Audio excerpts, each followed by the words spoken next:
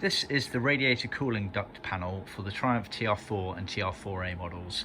So it's a millboard panel, riveted together and shaped, and it's situated underneath the bonnet of the vehicle at the very front. So basically what it does is it directs the airflow from the grille of the car into the radiator to cool it down. So it's a fairly basic principle and sort of 1960s thinking. This effectively would be the grille of the car here.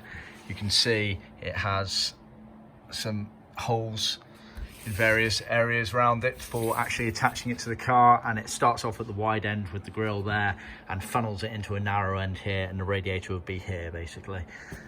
So as you can see, made from a millboard, black grain board material, nice and rigid, allows for a bit of bend in there. Like I say, you've got the fixing holes for bolting it actually onto the car. See your website for more details.